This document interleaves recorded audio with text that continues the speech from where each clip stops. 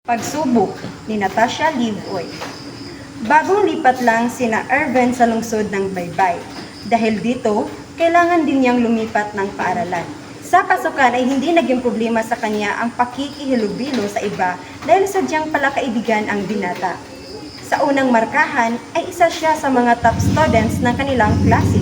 Masipag kasi siyang mag-aral at ito ay ang una sa listahan ng kanyang mga prioridad.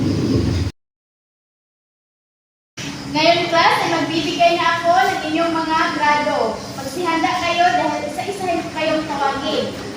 Handa na ba kayo? Yes, ma'am. Uunahin natin si Lat. Punta ka dito sa harapan, Lat. Salamat, ma'am. Welcome. Kasunod ay si Valerian.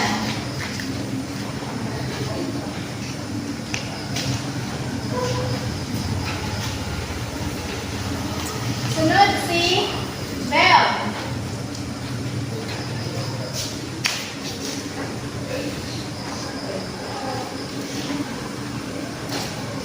Sunod naman si Faith.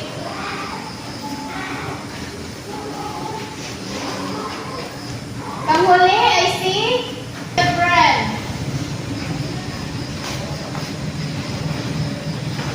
Congratulations sa iyo, Efren. Dahil ikaw ay nakakuha ng taas na marka.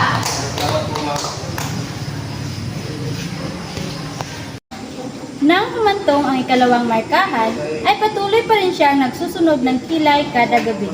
Ngunit isang araw, habang pauwi na siya kasama ang kanyang barkada, ay kinulit siya ng mga ito na maglaro ng Dota na matagal na niyang hindi-hindian.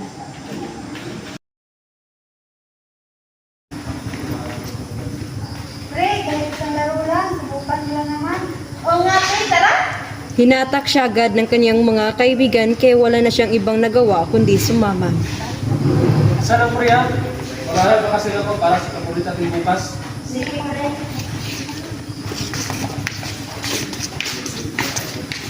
Patayin mo, yan na, patay na. Sige, yan. Nagsimula na silang maglaro ng Dota. Habang sinabing isang laro ni Ebrin ay nagsundan pa ng isa hanggang sa sila ay naabutan ng gabi. Ang pag-aaral para sa kanilang pasulit ay nawaglit na sa kanyang isipan. Ano ba yan, talo? Isa pa nga? Sige. Isa pa nga.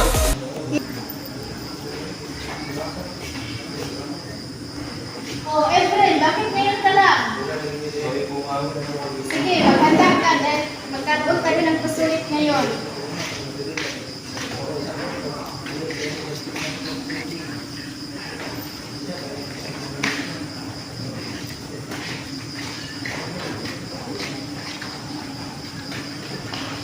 Saan yung ginagawa? Dito po, ma'am. Okay. Sige, bibigyan ko lang kayo ng 3 minuto para sagutin yan. Dito na nagtatapos ang ating klase sa hapon ito. Maaari na kayong umuwi, class. Salamat po, ma'am. Bye. Bye, ma'am. Efren, Ma'am? halika mo na dito. Dahil may pag-usapan tayo. Okay, ma'am. Efren, napapansin ko dito sa pasulit na ating ginawa nung araw. Mababa na iyong mga grado. Anong nangyari dito? Sinsya na po, ma'am. Hindi na po ako kasi nakapag-aaral ng mayos sa gabi. At bakit naman? Kasi po, ma'am, nag-aaral po kami ng Dota ng mga kaibigan ko at minsan naabutan po kami ng gabi. Hindi talaga mabuti iyang paglalaro niya yan.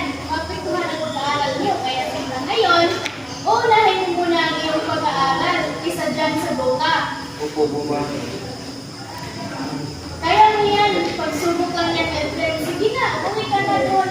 Ay, huwag ka muna umuwi. Punta ka doon sa aklatan. Tulungan ka ng isa mong kaklase. Oh, sino po?